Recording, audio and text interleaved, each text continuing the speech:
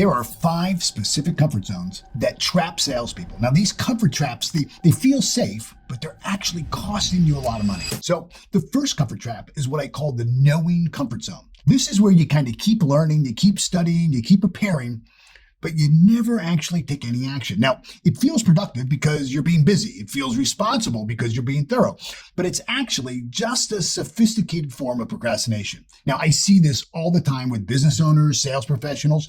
They'll spend thousands of dollars on courses. They'll read every book. They'll attend every seminar, but they'll never actually implement. Why? Because learning feels safe, right? Doing and actually acting on what you know can feel dangerous. You can face rejection. Look, it's critically important that you continue to stay sharp and stay in the growth zone with your skills, but it's not the learning of new things that increases your income.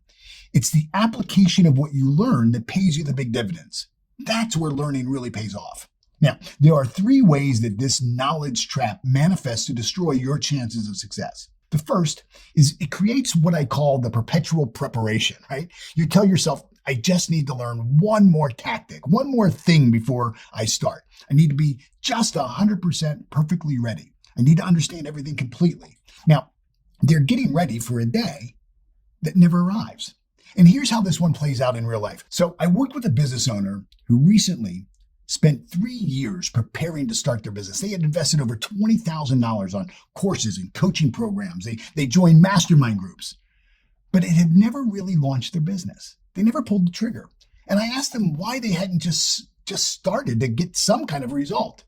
And the answer was, I'm just not ready yet.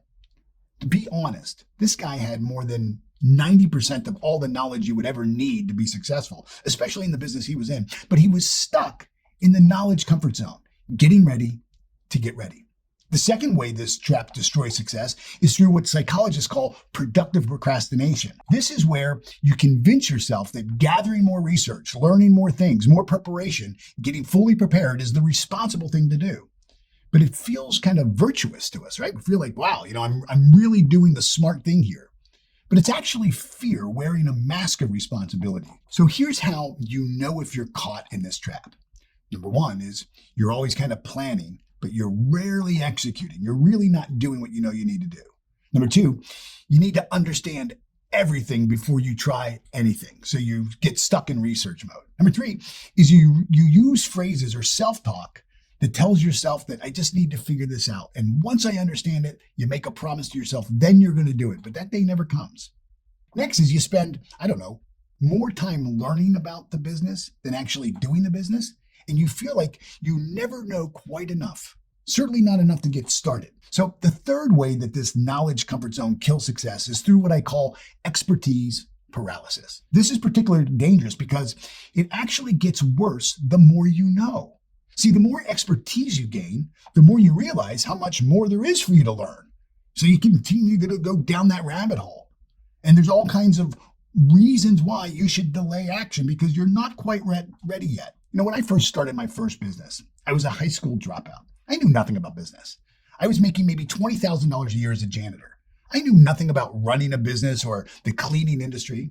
I didn't have any certifications. I certainly didn't read any books on business. I had 0 formal training. But what I did have was a willingness to be uncomfortable. See, my life was already uncomfortable. I was already struggling. And I figured if I didn't have anything to lose at this point. So while others were getting certifications and degrees, attending conferences, my buddies were going to technical schools or colleges, me, I was out there every single day cold calling, going door to door, asking people if I could clean their office at night. What I was doing was I was getting an education. I was learning through experience, especially my mistakes. And what it taught me was something profound about myself and about success. See, it doesn't go to the person who knows the most. Success doesn't go to the person who knows the most. It goes to the person willing to act, willing to do things that others are still preparing to do. Now I look at my life, decades later. I've built several multi-million-dollar companies. Those companies have generated over $1 billion in sales.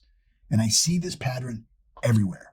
The most successful people are usually not the most knowledgeable when they start. They're the ones willing to step out of the knowing comfort zone and into action. Now, there are 3 specific techniques that I've used with thousands of clients to help them avoid this trap or break free from it when they've been caught in it. The first is what I call the 70% rule. When you understand about, 70% of what you need to know, something about what it is that you need to take action on, you've got to act. Now, why is it 70%? Well, because studies show that this is the optimal balance between preparation and action. Below 70%, you're truly not ready. Above 70%, you're just hiding in preparation. But don't get stuck in overanalysis trying to figure out how much is 70%. If you know at least one thing that you can do right now to start growing your business, to increase your sales, go out and do that one thing. And as you act, you're going to discover that the next thing will present itself. And then you'll know what the next thing is to do. If you know 70% of how to do that first thing, then you're ready to go right now. Action wins every single time. This is how we put footsteps on the moon. We didn't know everything necessary to do it. We knew the first step was to do the limited things we did know how to do. And as we did those things, we learned what the next and then the next steps were. The second technique is called implementation windows. So instead of trying to learn everything at once, you create specific time blocks, maybe 45 minutes of learning followed by 45 minutes of immediate implementation, no exceptions. What this does is it breaks the cycle of endless preparation and it forces you into action. Now, the third technique kind of piggybacks on this, and it's what I call the earned knowledge. For every hour you spend learning, you must spend at least 2 hours implementing. Doesn't have to be in the same block of time, but you have to earn the right to learn more by first taking action. What this does is it completely transforms your relationship with time and with learning. Instead of using knowledge as a comfort zone, you start using it as a tool for growth. Now, let me walk you through a practical way to start breaking out of this trap starting today. I want you to do this with me right now. Just grab a pen or a notes app, and I want you to write down the top 3 things that you've been doing to get ready. The things that you've been, preparing to do. These are projects or actions that you've kind of been circling around, telling yourself that you need to learn a little bit more, or plan a little bit more, or feel a little bit more ready before you act. And I want you to be honest with yourself. And once you write that list of those 3 things, from that list, pick one. And then ask yourself this really powerful question. Do I understand at least 70% of what I need to get started? And if the answer to that is yes, then it's time to act. And if the answer feels a little bit fuzzy to you, here's a clue. Here's a clue for you. You probably are ready to go. Even if you're not sure if you're 70%, you're ready to go. See, we use confusion as a shield from commitment. We do it all the time. Step 3 is that you're going to make a commitment to yourself. And that is within the next 24 hours, you're going to at least take one micro action, just one. It could be making a call, it could be setting up a meeting, it could be launching a landing page or writing the first paragraph of your email. Whatever it is, do something because motion beats perfection every single time. And you need a result in order to improve a result. Trust me on this one thing. If you follow just these 3 simple steps, you can have a shift that would double your momentum this month. And momentum always precedes commission. Momentum always increases your commission. The second comfort trap is what I call the pricing comfort zone. The pricing comfort zone. So this trap mostly affects entrepreneurs who have to sell themselves to set their own prices. Now, I spent the first 3 years of my cleaning business in this trap. And had it not been for the fact that I was a single guy with no real financial commitments to meet and a pretty high tolerance for cheap food and a no-frills life, I would have been out of business. And this trap, in fact, is what kills most new businesses in the first 3 years. This trap is where you price your products or services based on what you feel comfortable asking for, rather than what your true value is or what creates real value for your business. And I can tell you firsthand, it's costing you a lot more money than you think. Now, there are 3 ways the pricing comfort zone destroys business success. First, it creates what I call the survival cycle, right? This is where you price your services or product just high enough to survive, but not high enough to really turn a profit that allows you to thrive. You justify the price to yourself by saying you're being competitive or realistic. But what you're really doing is you're letting your own comfort zone around talking about money set your income ceiling. This is all the time with business owners and sales professionals. They do this all the time. They'll say things like, I can't charge that much in this market, or, nobody's going to pay a premium price for what it is that I do. But when we dig a little bit deeper, what we really find is that they're not comfortable charging more because they don't feel worthy of higher prices. And they're afraid to have conversations around money. The second way this trap manifests is through what I call comparison pricing. This is where you look at what everybody else is doing and charging, and you try to stay within that range because it feels safe. But here's what's fascinating. The most successful businesses don't ever compete on price. They don't ever compete on price. They compete on value. When you price your services based on what others are doing, what you're actually admitting is that you have nothing special to offer. The third manifestation is probably the most dangerous. It's what I call the discount reflex. This is where you just immediately drop your price at the first sign of resistance from the prospect. See, you haven't even explored what's causing the prospect's hesitation. If you were really honest with yourself, you would know that you haven't built enough value in the conversation yet. You haven't really fully addressed their concerns that are driving their level of uncertainty to say yes. So what you do is you jump straight to discounting your price because it feels comfortable. It's easy. This is a devastating habit to form. See, when you default to discounting your price, you're not just losing money on that sale. You're actually training your prospect that you stated price that you first gave, your higher price, wasn't real in the first place, and that you don't really believe in your own value. And you're training the market to always push back on your prices. If all that wasn't bad enough, what's even worse is you're training yourself. You're creating this habit that the only way to close a deal is to lower your price, to discount your value. And what happens is this sets up a self-fulfilling prophecy that gets harder and harder to break. And you will find yourself stuck in this very difficult trap. And what makes it even more dangerous is how it affects your entire approach to your sales conversation. See, when you're trapped in the pricing comfort zone, you start every interaction with this unconscious anxiety about price. This anxiety leads into your tonality. It influences your confidence, your ability to build your value. And you know what? Your prospect can feel that energy. Even if they can't name it, even if they can't put a finger on it, they feel your level of uncertainty, and that uncertainty that you have magnifies uncertainty in them. Remember, sales at its highest level is the transference of the emotion of certainty. And the only way or place that your prospect can get certainty is from you. And if you don't have it to give, if you don't have certainty in yourself and your value, they will never have it in you either. I learned this lesson the hard way early in my cleaning business days.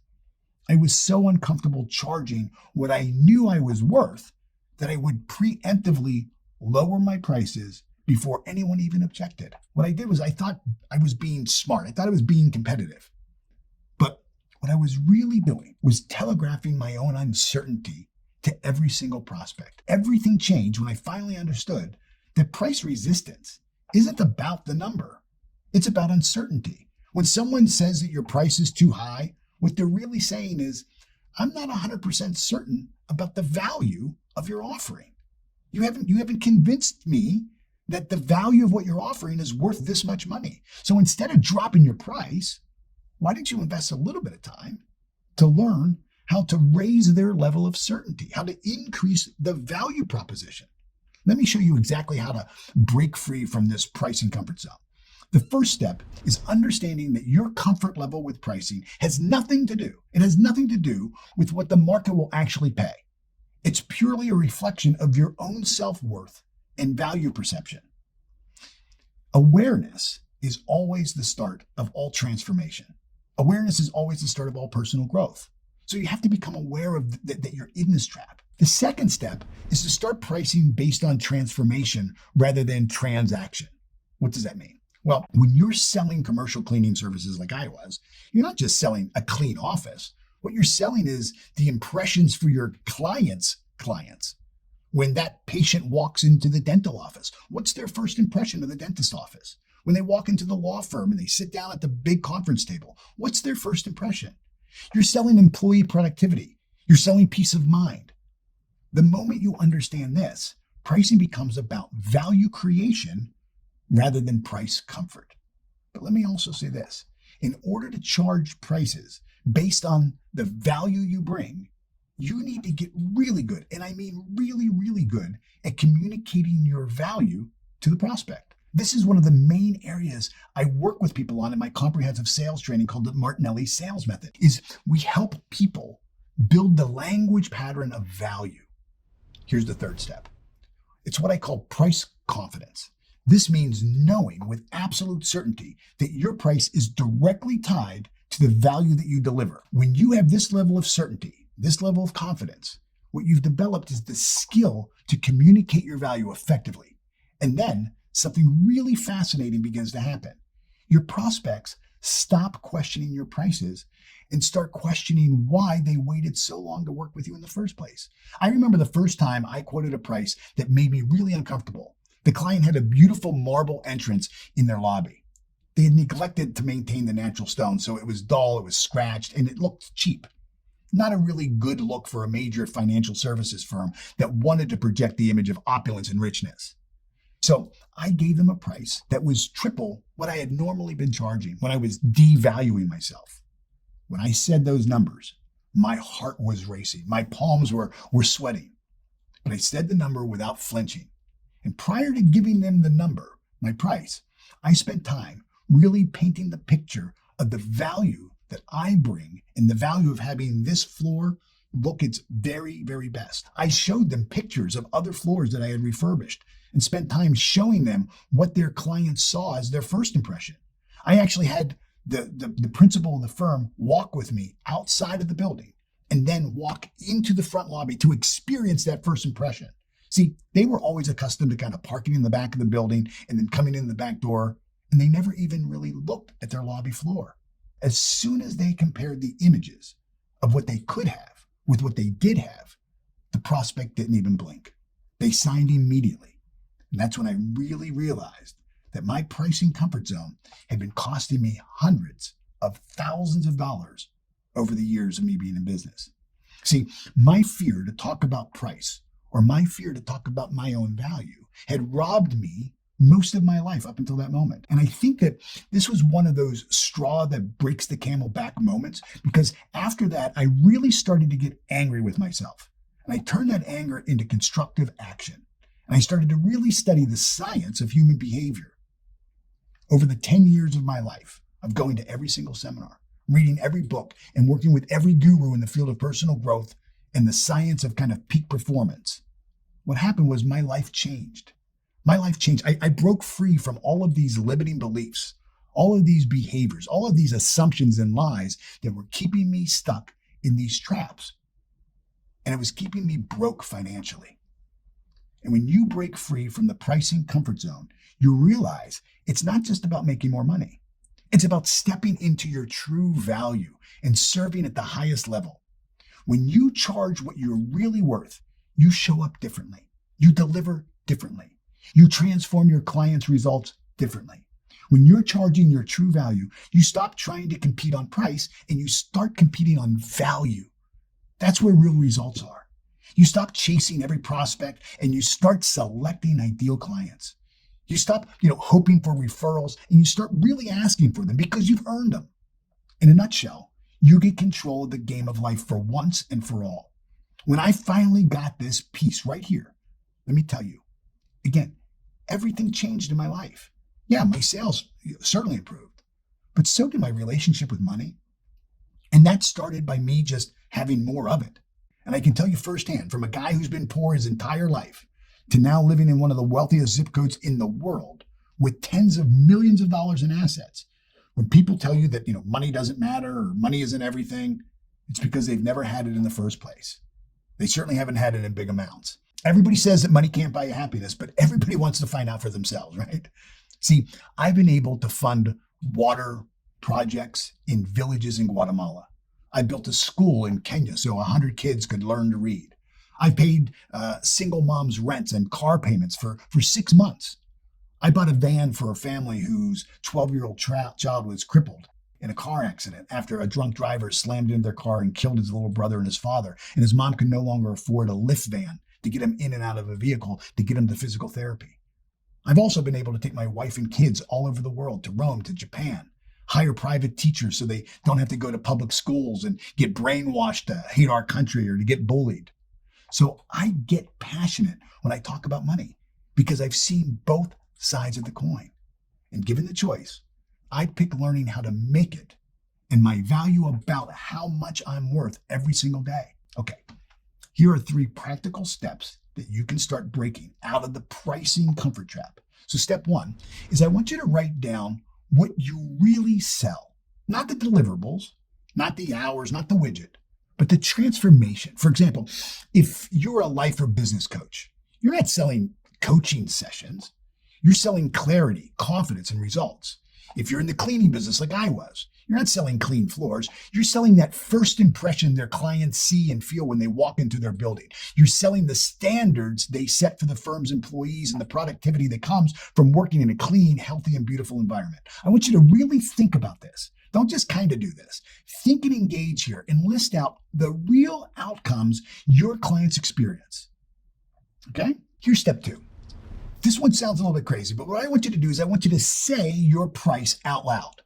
Right now, the price that you've been charging. Now, I'm serious. I know it may not seem like it matters if you do this or not, but you know it's what you do when no one is looking that builds your character and forms your habits. So go ahead, say it right now, out loud. Right now, just like say your price. My price used to be $175 an hour. That was what my price was. So I was $175 an hour. So I want you to say it out loud. Now what I want you to do is I want you to change your physiology. You can kind of sit up, even maybe stand up for this one if you feel better. And I want you to shift your body into a position where you feel absolute certainty. Like what's that position that your physiology, that if you were full of confidence, if you were like bulletproof, in fact, you can really help this person. Like you really believe that you can solve whatever problem they have. And when you feel like you have that position, when you feel like you're in that state, now what I want you to do is I want you to say the real price that reflects the value you bring when someone is smart enough to hire you. Don't question it. Don't kind of create a limitation in your own mind and project into someone else's, no one's ever going to pay that. That's all in your mind. That's in your mind. Don't be the one to marginalize your value. Claim your value. What's your real value? And what I want you to do is I want you to say it aloud. Don't be afraid to judge if it's 30, 40. Hey, it might even be double. It may be even triple, 3 times, like I charged that client for the floor. And when I said that, it was scary at first. So what I want you to do is I want you to say this price that you're charging, that you really believe your value to be. I want you to say that new price. I want you to say it nice and loud with absolute certainty. Give it a go. So for me, when I first said it was $175 an hour. Now I sit up straight. I step into the confidence. I step into certainty. My price is $500 per hour. With no justification, no apology, no marginalization. And all I want you to do is what comes up for you emotionally? Hey, it may make you squirm a little bit like it did for me. And if it does, if it makes you a little bit nervous, if it makes you think maybe you're insane, you're on the right track. See, what I want you to do is I want you to normalize discomfort around price and money, not avoid it. Now, look, I don't want to talk about religion, but I do think that you and I have a spiritual component to who we are. And if you study any spiritual teaching from any religion or any psychology book, what you find is this common agreement, and that is what we speak out loud and to ourselves tends to come true. Life and death really does begin in the tongue. The word really does become flesh. And what we think really does move into physical form. Everything you see in your world right now, the device that you're watching this on, the camera that I'm looking in, the video that I'm on right now, the clothes that you're wearing, the clothes that I'm wearing, the building, the house, the office that you're sitting in right now, all started as an idea in someone's mind. And then what they did is they started to talk about that idea. They started to talk about its possibility and their potential to make it, to build it, to create it. Now, I didn't understand how or why this worked for me at first. I didn't understand all the science. All I knew is that it did work. And after years of study, I do know how it works, and I do know why it works. I understand the laws that govern creation. Now, that's for a completely different video. But just like electricity, most people can't explain all the science around it or how it's generated and then transferred from an energy plant to a transformer onto a pole outside their house to a switch on the wall. But them not being able to fully understand it or even believing it doesn't matter.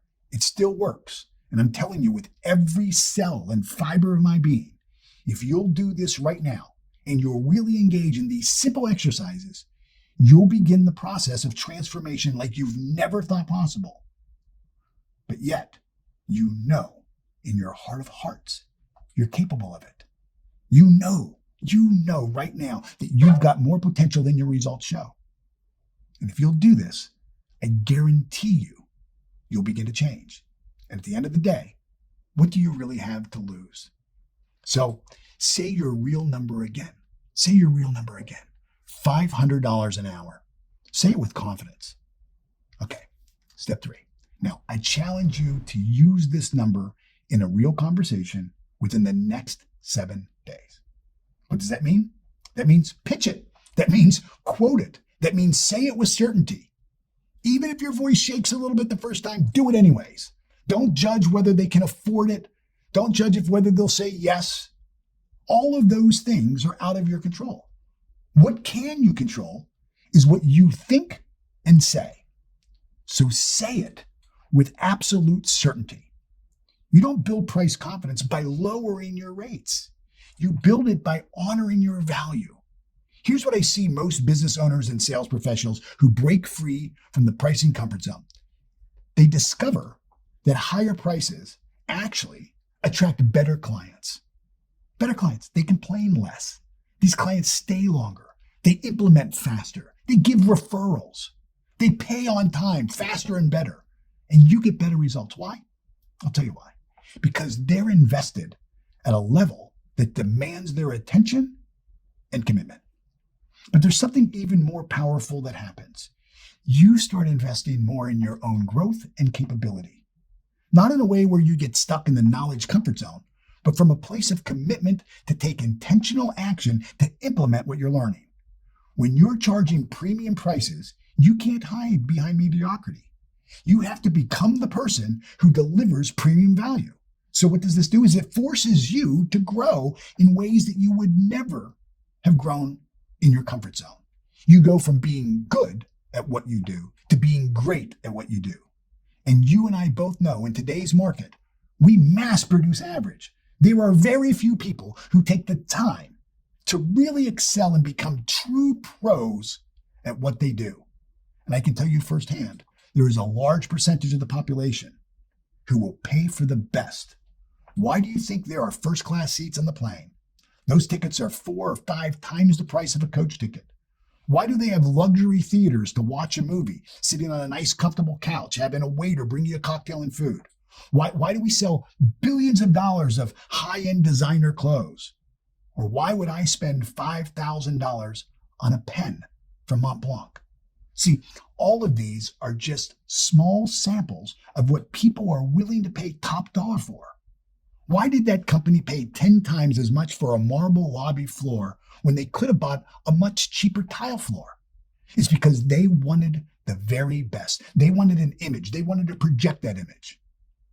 So why was I going to lowball my price in making that floor look beautiful? Why would I ever do that? Why did I make this internal agreement with myself that when it comes to me, when it comes to what I do, what they want, they're willing to go the cheap route? I'll tell you why. Because it was the story that I was telling myself. It had nothing to do with them. It had everything to do with my own self-belief, my own willingness to grow and really step into being the best. This is exactly what happened in my business. When I started charging higher prices, I had to up-level every aspect of my operation. My systems got better, my team got better, my results got better. The price increase wasn't just about making more money. It was about becoming someone who could deliver more value. Now, let me give you a warning. When you first break free from this pricing comfort zone, it's going to feel wrong. Your mind will create all sorts of reasons why you should go back to your old pricing. I want you to know that that's a very normal reaction. This discomfort actually is a signal that you're growing. Okay, let's go on to the third comfort trap. This is called the relationship comfort zone, and it's possibly the most subtle but dangerous of all of them. This is where your need to be liked starts destroying your ability to lead the sales conversation. See, the relationship comfort zone shows up in business in ways that seems positive on the surface, but they're actually destroying your success. This is where you prioritize being liked over being respected, where you choose comfort over growth, where you sacrifice results to avoid tension or conflict. When I was building my first company, I had an employee who was consistently underperforming and dropping the ball on all of their jobs. Now, everybody liked the guy. He was super friendly, he was funny, he was charismatic, but he wasn't delivering results. And I knew I needed to have that difficult, sweaty palm conversation with him. But I kept putting it off because I wanted to maintain our comfortable relationship. I wanted to be the nice boss. I wanted to be one of those, bosses that everybody liked. That decision cost my company over $50,000 in lost revenue over a 2-year period because of dissatisfied clients who canceled our contracts before I had finally addressed the issue. But when I finally had that uncomfortable conversation, not only did his performance improve, but he actually thanked me. He said that no one had ever cared enough to be that honest and have that much candor with him before. See, this trap shows up in your sales conversations too. You're in a meeting with a prospect and you can see exactly what they're doing is wrong, exactly why they're getting the poor results that they have. But instead of telling them the truth, you soften your message. You kind of dance around the real issues. You choose to kind of marginalize yourself because you don't want to rock the boat. You want them to like you. Maybe you've got a client who's not implementing what they need to do to get the results that they signed up for already. And instead of having that difficult conversation about their lack of follow through, you keep serving them at a lower level, watching them waste their money and your time because you're uncomfortable with the confrontation. See, the relationship comfort zone is particularly dangerous because it masquerades as empathy. You tell yourself that you're being kind, you're being understanding, you're being patient, but what you're really doing is avoiding the discomfort of real leadership. And here's what makes this trap so insidious. The more successful you become, the more people will want you to stay comfortable. They'll resist when you push them. They'll pull back when you challenge them. They'll try to keep you in that comfort space where everybody's friendly and nobody's growing. Here's what happened in my coaching and training business. When I finally broke free from this trap, I started requiring more of my clients. I started challenging my team. I started expecting more from everybody, including myself. And instead of accepting excuses for why my clients didn't do the work they said they were going to do, I started expecting excellence. And instead of avoiding difficult conversations, I started initiating those conversations. And something remarkable happened. The quality of every relationship in my business improved. My team started performing at the levels that they never thought possible because I stopped protecting their comfort. I started challenging their potential. My clients started getting breakthrough results because I stopped being their friend and I started being their mentor.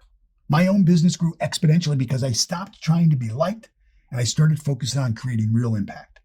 After all, that's what true rapport really is. You'll hear sales training out there talk about, rapport is about establishing commonality with your prospect, finding things that you have in common that you can talk about, like, you've been best pal for years. Your prospects don't want you to be their best friend. They want you to show that you are the expert, that you're the authority who can solve their problem. That's what they want. And that's going to require that you get uncomfortable in your conversation by guiding them to get clear awareness of what their problem is and how much it's costing them. To do that requires that you step completely outside of this relationship comfort zone. And here's what you're going to experience. The people who initially resist when you break free from the relationship comfort zone often become your biggest advocates. They may not like the discomfort in the moment, but they respect the results it creates. Now, here's how you break free from the relationship comfort zone. First, you have to understand that real service often feels like disservice in the moment. When you're pushing someone to grow, when you're challenging their limitations, When you're confronting their excuses, it doesn't feel comfortable, and it's not supposed to. Second, you need to redefine what a good relationship means. A good relationship in business isn't measured by, how comfortable it feels. It's measured by the results that it creates. If you're not challenging people, if you're not pushing them beyond their own comfort zone and into their potential, if you're not willing to risk the relationship to serve their highest good, you're not really serving them at all. The third key is breaking free from this trap of understanding that leadership and likability are often at odds. The moment you start leading, really leading, some people won't like you anymore. And that has to be okay with you. Your job isn't to be liked. Your job is to create results. Now, here's what I often see with other sales trainers. They're working with someone who makes an obvious mistake in their approach, but they soften their feedback because they wanted to protect the person's feelings. But here's the truth. Every time you choose comfort over candor, you steal from their future.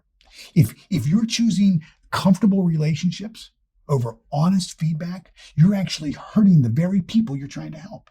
You're trading their potential for your comfort. Now, here's something you can do right now to start breaking free from this trap in your own business today. Step one is identify one relationship where you've been choosing comfort over candor. Maybe it's a team member who's underperforming. Maybe it's a client who isn't implementing. Maybe it's a prospect you're tiptoeing around instead of telling them the truth and saying, hey, you said that you had this problem. You said you needed it fixed. You asked me to get you a proposal. I sent you the proposal, and now you're ghosting me. You're going right back to the behavior that's created this problem. So please, if you want the solution, let me know. If you don't, let me know. Either way, I'm okay. But what I'm not okay with is with you making a commitment, having a problem, and saying you want to solve it, and not living into your commitments. That's not okay. See, that they can respect. So I want you to write down the name and write one sentence that you've been avoiding to say. What's one sentence that you've been avoiding to say? Step two, practice this simple script. Say it out loud. Because I care about your results, I need to be honest with you about something. And then add the truth that you've been holding back. No fluff, no sugarcoating, just real leadership. And yes, it might feel uncomfortable. That's the point. Step three, have that conversation this week. Don't rehearse it to death. Don't wait for it to be perfect timing. Just schedule it and step into it. And you'll be shocked at how much stronger your relationships become when you start leading instead of people pleasing. You likely have a prospect right now who's in that thinking about it phase.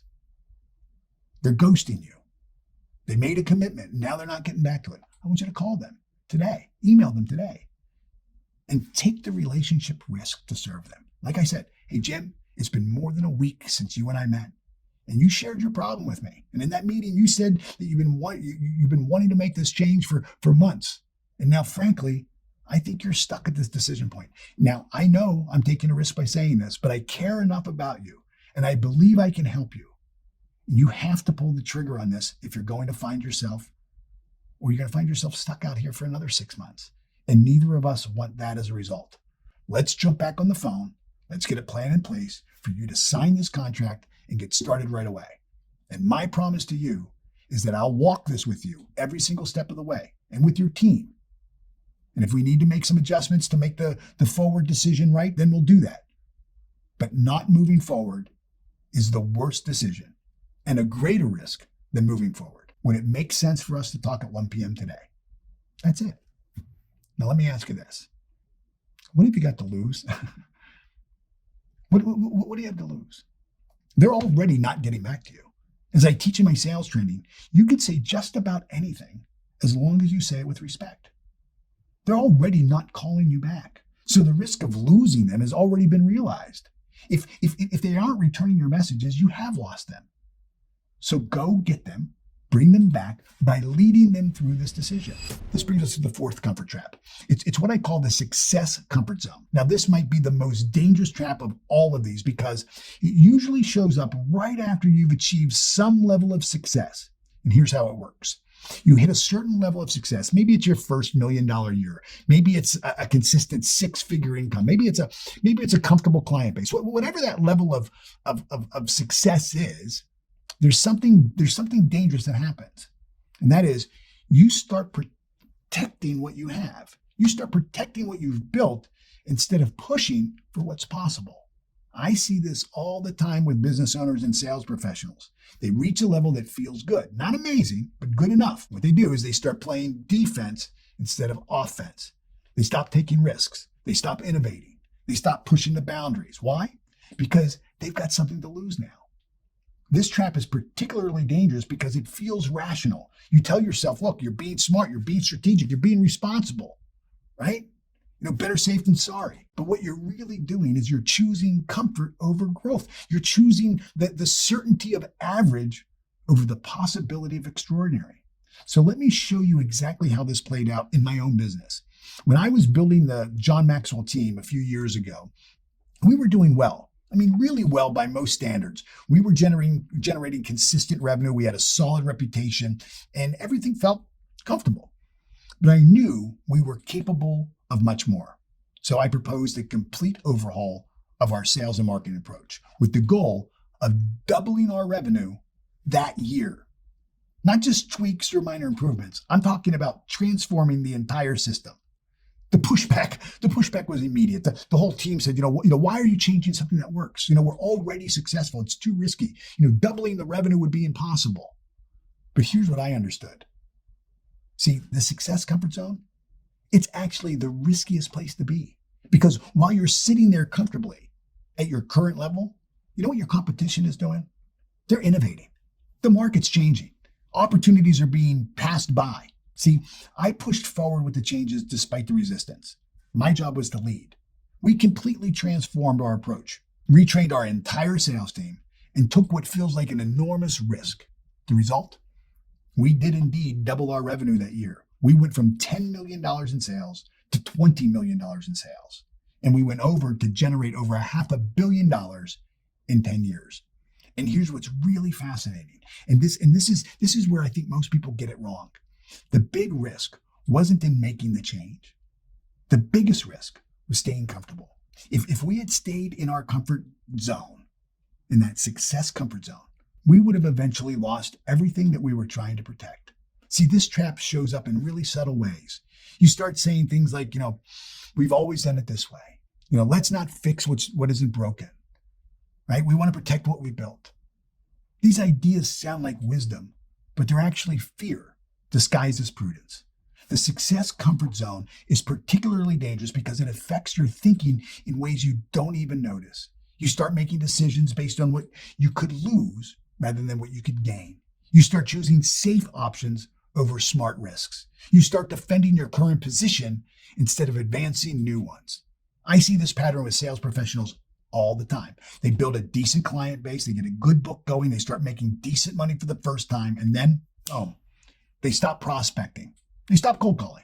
They stop learning new techniques. They don't review their strategies or their scripts. They stop pushing for bigger deals, and they tell themselves they're being strategic. But what they're really being is comfortable. Let me show you 3 specific signs that you're caught in this particular zone. The first sign is when you start spending more time protecting what you have rather than pursuing what's possible. You know you're caught in this trap when your conversations become more about maintaining current relationships than building new ones. When you're more focused on not losing than truly winning. The second sign is when you start making decisions based on your current level rather than your potential. So you say things like, that's not who we are, or, we don't do things that way, or you've let your current success define your future possibilities. All signs that you're in this trap. The third sign is maybe the most subtle, but it's also the most dangerous. You start celebrating stability over growth. Now look, don't get me wrong, stability is important. But when you choose stability over opportunity, when you choose predictable over possible, you've fallen into the success comfort zone. Breaking free from this trap requires something I call productive discomfort. This means intentionally putting yourself in a situation that challenges your current level of success. It means being willing to risk what you have for what you could become. Here's how this works in practice. Every quarter, I require myself and my team to identify one major comfort zone that we need to break. Maybe it's pursuing larger clients than we've ever worked with. Maybe it's introducing a new service or stretches our capabilities. Maybe it's entering into a new market that makes us uncomfortable. The key is to make sure that we're being uncomfortable and that we want discomfort to be a regular part of our success strategy. Because here's what I've learned after 4 decades in business, okay? The moment you get comfortable is the moment you start becoming obsolete. Now, here's a quick pattern interrupt to help you kickstart the process of breaking free from the success comfort zone. Starting right now, go right now to your comfort zone escape plan to follow along with this exercise. I want you to identify your current comfort ceiling. Like, what's that level you've reached now that feels safe? Is it a revenue number? Is it a client number? Like how many clients you have? Is it a product offering? Be honest. What have you been maintaining instead of multiplying? Step 2 is I want you to set a discomfort goal. So I want you to choose something that stretches you. Maybe it's about doubling your prices, launching a really high ticket offer, targeting clients 10 times bigger than your current base, or maybe it's restructuring your business model. It should be bold enough to make you feel nervous and excited enough at the same time. Step 3, commit to a 90-day push. For the next 90 days, take one uncomfortable action that will move you in the direction that you want. Don't wait until it's perfect. Make discomfort part of the process. Progress is the goal, not perfection. So this brings us to the 5th and final comfort trap, what I call the identity comfort zone. Now, this might be the most profound trap of all because it operates at the deepest level of our business psychology. The identity comfort zone is where your self-image becomes your success ceiling. It's not about what you do or don't do. It's about who you believe you are and who you don't believe you are. And it's the hardest comfort zone to recognize because it feels like truth rather than limitation. Let me show you exactly how this works. When I was a high school dropout working as a janitor, my identity was clear. I was the underdog. I was the guy who had to work harder than everyone else just to survive. That identity, it served me for a while. It gave me drive, determination, and grit. But here's what I see happening with business owners and sales professionals all the time. That very identity that helps you succeed at one level can become the trap that stops you from reaching the next. I remember the first time I had the opportunity to close a $250,000 deal. Every single thing inside of me resisted. Not because I couldn't do it, not because the deal wasn't right, not because I didn't want it, because I really did, but because deep down, I didn't see myself as someone who could close deals that big. My identity was comfortable with 5-figure deals, maybe low 6-figure deals, maybe. But $250,000? That felt like someone else's territory. This is where the identity comfort zone becomes so dangerous. It's not just about what you do, it's about who you believe you are and what you allow people to believe about you. I see this play out in specific ways with business owners and sales professionals. They say things like, I'm not the type of person who fill in the blank. Or, someone like me doesn't. These aren't just phrases or social idioms. What they are is our identity. They're comfort zones that we're speaking into life. And what makes this trap particularly insidious is that it operates below the surface of our conscious awareness. You don't even know you're doing it. You don't even know that you're actively choosing to stay small. You just unconsciously act in alignment with who you believe you are. Your identity becomes your invisible boundary. I was working with a sales pro who consistently hit $300,000 in annual sales. Year after year, same numbers, like clockwork. And she had the same kind of internal thermostat. Now, when we dug deeper, we discovered something really fascinating. Her father had been a factory worker who made $30,000 a year. In her mind, making 10 times what her father made was already pushing the boundaries of what she felt was right, what somebody could truly deserve. Nobody deserved to make 10 times what her father made. See, she wasn't consciously choosing to limit her success. Her identity, her sense of who she was and who she allowed herself to be was doing it to and for her. Every time she got close to breaking through that ceiling, something would happen. She'd stop prospecting. She'd miss follow-ups. She'd find ways to sabotage her own success. This is what the identity comfort zone does. It creates an invisible boundary that feels like your natural limit. But here's what's really crucial to understand. This ceiling isn't real. The ceiling is just a construct of your past experiences, the beliefs and stories, the assumptions that you've made about yourself, that you tell yourself about who you are. So breaking free from the identity comfort zone really requires something more fundamental than just changing your behavior or learning a new tactic. I see people all the time, they learn all these tactics, but they never do what they know. Why? This is the knowing doing gap. It requires what I call identity evolution. This means intentionally becoming uncomfortable with who you currently are so you can grow into who you need to be. There are 3 specific steps to breaking free from this identity comfort zone. First, you have to recognize that your comfort identity was created to keep you safe, not to help you succeed. It was formed by your past experiences, your environment, your early programming and conditioning. Understanding this is crucial because it helps you see that your identity is not fixed. It's something that you can consciously evolve out of. Second, is you need to start acting in alignment with your future identity rather than your current one. This means asking yourself, what would the version of me who's already achieving the goals that I want, what would that person do in this situation? And then doing what that person would do, even when, and especially when it feels uncomfortable. Third, this is where most people miss it completely.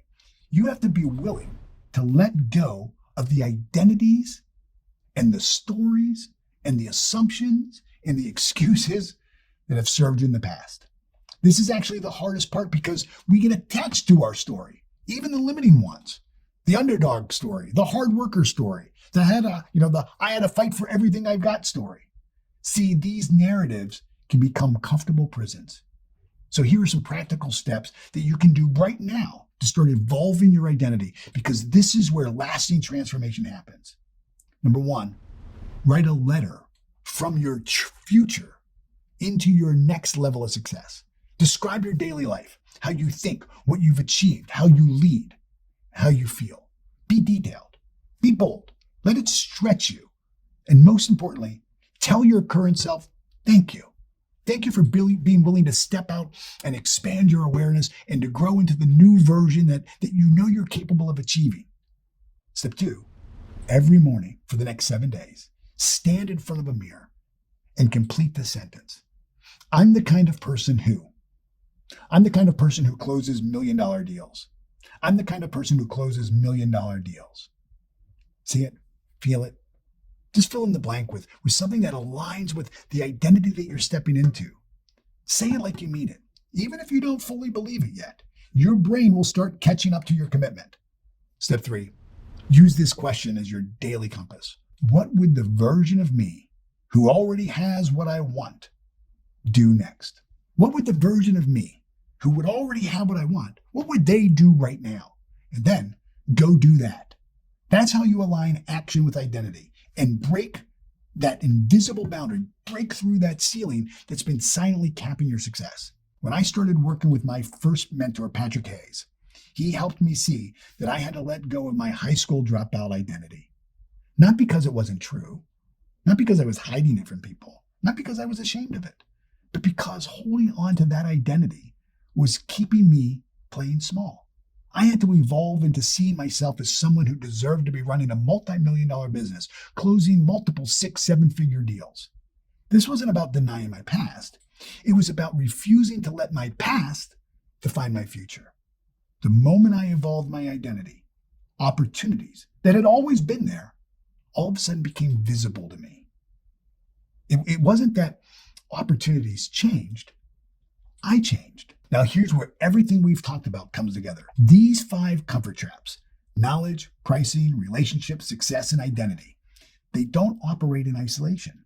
See, they're like colors of the rainbow. You can't tell where one starts and one stops. They work together, reinforcing each other, creating what I call a comfort complex. The knowledge comfort zone keeps you preparing instead of acting. The pricing comfort zone keeps you earning less than you're worth. The relationship comfort zone keeps you playing small to be liked. The success comfort zone keeps you protecting instead of expanding. And the identity comfort zone makes all of this feel normal, natural, and unchangeable. But here's what's really, really powerful. When you start breaking free from these traps, they don't just add to your success, they multiply it. Because each time you push past one comfort zone, you strengthen your ability to push past others. Think about it this way. When you break free from the identity comfort zone, raising your prices becomes easier. When you break free from the pricing comfort zone, having difficult conversations becomes easier. When you break free from the relationship comfort zone, taking risks becomes easier. This is why understanding these comfort traps is so crucial for business success. It's not just about recognizing them. It's about systematically breaking free from them. Follow the steps that I've given you throughout this video. They're all in your comfort zone escape plan. Remember, your relationship with discomfort will determine your level of success. It's not just about your strategy or your skills. It's certainly not about your circumstances. The only question you need to ask yourself right now is, are you willing to get uncomfortable enough to become who you're capable of being? If you haven't downloaded the Comfort Zone Escape Plan, do it now. Inside, you'll find the complete comfort zone diagnostic that helps you identify exactly which traps are holding you back right now. Specific exercises for breaking free from each of the traps, implementation guides for creating productive discomfort in your business. The link is in the description below. Download it now and start implementing these frameworks immediately. And once you've got your plan, I want you to watch my next video called 48 Minutes of Sales Training that will explode your sales in 2025. In it, I reveal the 7 levels of sales awareness that separate struggling salespeople from world-class performers. You'll discover why 2 people can have the same script, the same product, and the same leads, but get completely different results. Combined with what you've learned today about breaking free from comfort zones, you'll understand exactly how to transform your thinking, your behavior, and ultimately your results without working any harder. This is about elevating your awareness to create breakthroughs in your performance. So go ahead, click on the link in this next video right now. Click the link right now in the description below. The 48 minutes of sales training that will explode your sales in 2025. I'll see you in the next video. Right now, go watch it.